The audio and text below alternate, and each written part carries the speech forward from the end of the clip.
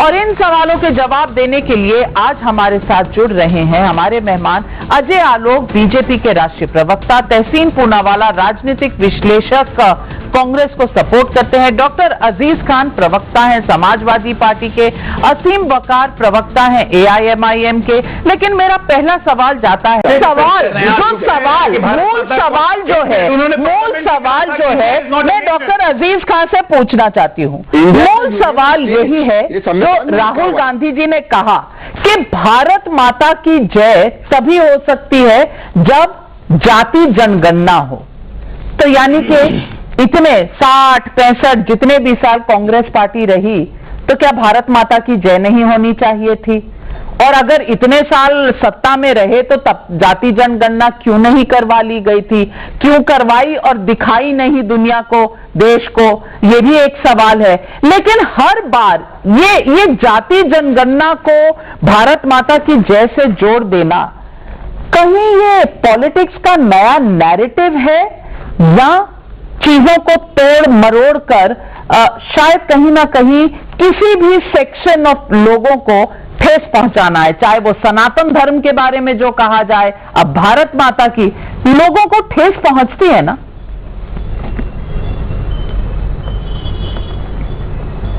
देखिए नाविका जी, बहुत स्पष्ट है कि जो गलती कांग्रेस ने किया, क्या वो वही गलती क्या बीजेपी करेगी?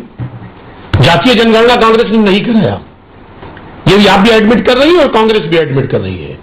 हमारे नेता ने भी इस बात को स्पष्ट किया। तो क्या वो गलती बीजेपी करेगी? बीजेपी ये नहीं चाहती है कि जो इस मुल्क में दबा कुचला समाज है, जो जरूरतमंद समाज है, उसके हकों को मारा जा रहा है, उसके हिस्सों को मारा जा रहा है, तो उसको हिस्सा न मिले? क्या उसको अधिकार न मिले? क्या बीजेपी ये चाहती है? और अगर नहीं चाहती होती तो 10 साल का वक्त एक बड़ा वक्त होता है। इस 10 साल के वक्त में माननीय मोदी जी जो कहते हैं हम पिछड़ों के हितैषी हैं, हम दलितों के हितैषी हैं, हम जरूरतमंदों के हितैषी हैं, उन्होंने जातीय जनगणना पर सवाल क्यों नहीं किया? और आखिर जातीय जनगणना की बात क्यों नहीं की? और अगर ये आज आवाज उठ रहा है, अगर पहले नहीं हुआ तो क्या आज नहीं होना चाहिए? क्या जो चीजें पहले नहीं हुई, अगर पहले गलती हुई है तो क्या यह गलती आज भी होगी? एक बात। दूसरी बात, अभी लगातार आप कह रही हैं, मुल्क की बात कह रही हैं। सवाल इस बात का है, हम समाजवादी लोग हैं, हम इस मुल्क से मोहब्बत करते हैं और इस मुल्क के संविधान से मोहब्बत करते हैं, क्योंकि हमारे संविधान ने मुझे हक दिया, इस मुल्क से प्यार करो। और हमारे कौम ने, हमारे धर्म ने हमको अधिकार दिया है, हमको सिखाया है कि ये मुल्क हमारा है और मुल्क से मोहब्बत करना हमारा आधा ईमान है। तो सवाल इस बात का, इस पर सवालिया निशान क्यों? क्या सिर्फ जाति जनगणना से ही आप पिछड़ी जातियों का भला कर सकते हैं? ये कौन सी थ्योरी हुई? क्या इस देश में आदिवासी प्रेसिडेंट इस सरकार ने नहीं दिया? क्या मोदी जी इस सरकार में OBC प्राइम मिनिस्टर पहली बार नहीं बने? मैं पूछना चाह रही हूं। और दूसरी बात, जाति जनगणना आपकी मांग अपनी जगह है, लेकिन इसको कंडीशन बनाना कि जब तक जनगणना नहीं होगी तब तक भारत माता की जय नहीं होगी, क्या यह सही है? देखिए नाविका जी, बहुत स्पष्ट है। इनसे पूछिए ना, पहले मुल्क या धर्म? देखिए, मां की बात हो रही है और मां तो सब, अरे अजय जी सुनिए ना सर, मेरी बात सुन ले आप। मां मुल्क पहले या धर्म से देखती है ना, मां के लिए जवाब बराबर है पहले। तो आज इस मुल्क में, अरे सुनिए अजय जी, बात में पहले मुल्क या पहले धर्म? हल्ला न करिए, आपके टर्म में मैंने बात नहीं की थी, प्लीज। सवाल सही सवाल है, पहले मुल्क या पहले धर्म? सवाल गलत पूछ रहे हैं, कंप्लीट करने दीजिए मुझे सर कंप्लीट। आप इस सवाल से क्यों घबरा रहे हैं? जी आप अगला सवाल आगे पूछिए ना हमसे सर। अरे भाग में नहीं रहा हूं, मैं तो सवाल का जवाब दे रहा हूं। मैं कह रहा हूं ना कि जिस मुल्क में हम रह रहे हैं उस मुल्क से हमें मोहब्बत करना, यह हमारे धर्म ने सिखाया, हमारे पार्टी ने सिखाया, हमारे नेता हमेशा इस बात को कहते रहे। और दूसरी बात मैं कहूं, आखिर जातीय जनगणना की बात हो रही है तो बीजेपी को तकलीफ क्यों हो रही है? आप बार बार भारत मां की बात पे आप कहीं ना कहीं तमाम तरीके के बाद विवाद पैदा कर रहे हैं। मां क्या होती है? मां सबको शांत दृष्टि से देखती है। और अगर मां से मांगा जा रहा है, मां से न्याय की बात हो रही है, मां से तो आखिर न्याय की बात की जा रही है, तो बुराई क्या है? हम चाहते हैं, समाजवादी पार्टी ये चाह रही है, हमारे नेता ये चाह रहे हैं कि जातीय जनगणना होनी चाहिए। और जब तक तो मोदी जी ने कहीं कहा है कि नहीं कराएंगे? अजय आलोक जी जवाब दीजिए, अजय आलोक जी जवाब दीजिए। कौन समाज है वो, आखिर उसको उसकी हिस्सेदारी कैसे मिलेगी? नहीं, अजय आलोक जी जवाब दीजिए। नविका जी ये जबरदस्ती का नैरेटिव क्रिएट कर रहे हैं मोदी। नविका जी ये जबरदस्ती का नैरेटिव क्रिएट करने की एक असफल कोशिश है। जैसे 19 में रफेल तो इस बार जातीय जनगणना। अरे इन लोग को ये पता होना चाहिए 2022 में ही रोहिणी कमीशन की रिपोर्ट राष्ट्रपति ने एक्सेप्ट कर ली है 2023 में, ठीक है ना, जिसमें लिखा हुआ है कि जातीय जनगणना फिर से करवानी पड़ेगी और आरक्षण को पुनर्विचार करना पड़ेगा। कहाँ है आप? जो आज आप काम कर रहे हैं, एक साल पहले मोदी जी करके बैठे हुए हैं। आराम से रहिए, ठंड कीजिए। मैंने आपसे एक सवाल पूछा था, डिबेट के नैरेटिव को बदलिए मत, डिबेट के नैरेटिव को बदलिए मत। डिबेट इस बात की है कि एक व्यक्ति है राहुल गांधी जो कहता है कि भारत माता असंसदीय शब्द है, जो कहता है भारत माता की जय मतलब जातीय जनगणना करवाओ। और आप एक अजीज खान है जो पहले मैं पूछ रहा हूं साफ साफ कि पहले मुल्क या पहले धर्म, तो आप भाग रहे हैं उससे। आज बताइए ना, पहले हिंदुस्तान है या पहले इस्लाम है? देखिए सर सुनिए, मेरे लिए तो पहले हिंदुस्तान है उसके बाद हिंदू धर्म है। आपके लिए क्या है? सुनिए, मेरे लिए पहले हिंदुस्तान है उसके बाद हिंदू धर्म है। आपके लिए क्या है? पहले हिंदुस्तान है या इस्लाम? जवाब दीजिए, अजीज साहब जवाब दीजिए। अरे साहब बोलिए, हम बता रहे हैं। अरे हम बोल रहे हैं सर। अरे अजय जी मैं साफ बात करूंगा ना, साफ बात। देखिए एक इंसान की दो आंखें होती है और दोनों इंपॉर्टेंट है हमारे लिए। संविधान और धर्म दोनों इंपॉर्टेंट है। एक आंख अगर आपका फोड़ दिया जाए तो आप अंधे दिखेंगे, काने दिखेंगे। हमारे लिए दोनों इंपॉर्टेंट है। क्या बात करते हैं आप? हमारे लिए संविधान नविका जी इंपॉर्टेंट है। नविका जी आप समझिए ना कि कहानी क्या है और आपके बरेली की जलेबी, बरेली की जलेबी मुल्क या धर्म के बीच में आप कह नहीं सके। अजय आलोक ने सीधा कह दिया मुल्क पहले धर्म बाद में, पहले मैं भारतीय हूँ फिर मैं हिंदू हूँ।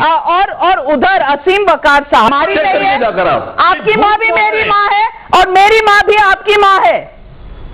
आपको लगता होगा हमारी माएँ अलग अलग हैं, आप तोलते हैं इस तरह से।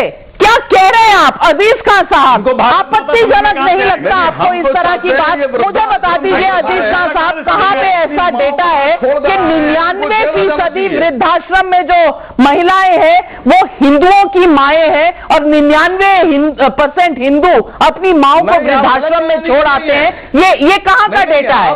किसने दिया? देश के साथ आप देखिए नाविका जी, देखिए नाविका जी ऐसा है, माँ होती है और माँ सबकी बहुत ही सम्मानित होती है। हमारी एक बात थोड़ा स्पष्ट कर दें। देखिए 2-3 बातें बड़ी अहम है जिस पर चर्चा हो नहीं पा रही। नहीं पर अजीज, मैं एक बात कहना चाह रहा हूं, आखिर बीजेपी क्या साहब की बात के आगे मैं बीजेपी नहीं सकती। जातीय जनगणना से तकलीफ क्या है मुझे जानना चाहता हूं। से माओं को बांटना, इस तरह से माओं के बारे में कहना, क्या ये सही है?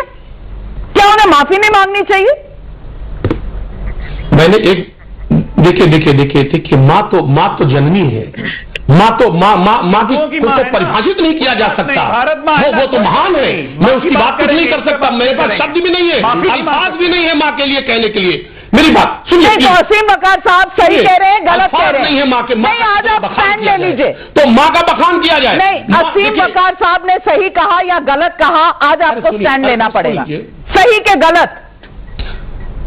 देखिए एक मिनट, देखिए देखिए एक मिनट नाविका जी, माँ का बखान मेरे शब्दों में नहीं, मैं अपने शब्दों में नहीं कर सकता। माँ महान है, हिंदुओं हम माँ को परिभाषित नहीं कर सकते। मेरा जो सवाल है अजय आलोक जी से, वो सवाल का जवाब ये क्यों नहीं दे सकते और क्यों नहीं दे रहे? आखिर ये नहीं चाहते हैं कि क्या अजय आलोक जी ये क्यों हिचकिचा रहे हैं?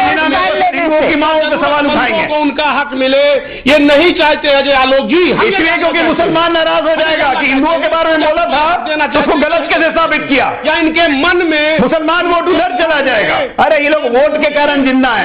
एक काम करो, सांस में भी इस्लाम ले आइए। कोई पीड़ा नहीं है, सांस भी लीजिए, कहिए अब आप ही बता दीजिए। असीम वकार साहब कहते हैं 99% हिंदू अपनी माओं को छोड़ आते हैं वृद्धाश्रम में। डिफेंस कर रहे हैं आप, क्या आप डिफेंस कर रहे हैं? अजीज खान साहब,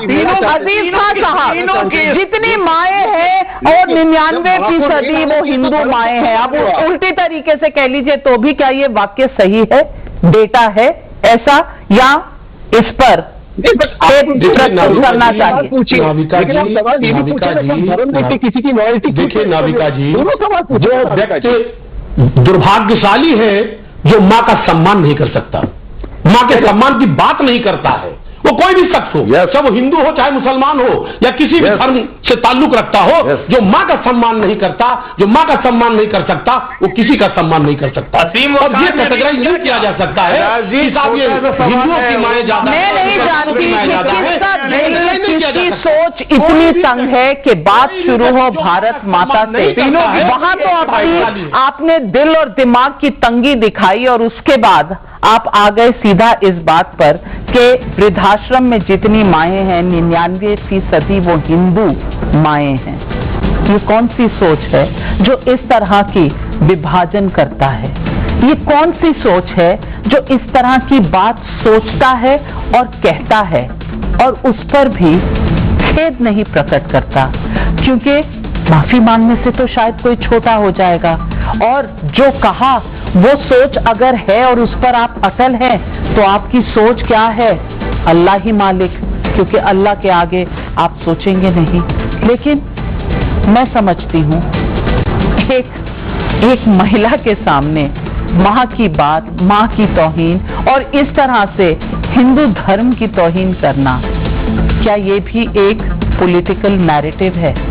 क्या आगे से चुनाव इस पर लड़े जाएंगे? देश है तो हम हैं, हम यानी भारत के लोग हैं तो ही लोकतंत्र है। लोकतंत्र है तभी राजनीतिक मुद्दे उठाए जा सकते हैं और बहस जारी रह सकती है। इसलिए राहुल गांधी अगर भारत माता की सोच को ही विवादित ढंग से सामने रखते हैं और उनके सामने और विवाद खड़ा करने के लिए बाकी अनेक पार्टियां हैं जो मां को ही विवादित करते हैं, तो भला इस देश का होगा क्या? ये सोच बस आपके सामने छोड़ के जा रही, जरूर हल ढूंढिएगा। क्या हमारी पॉलिटिक्स इस कदर इस स्तर पर चली जाएगी? सोचने की बात है। लेती हूं आपसे इजाजत, नमस्कार, धन्यवाद। और दूसरी तरफ आ रही है न्यूज की पाठशाला।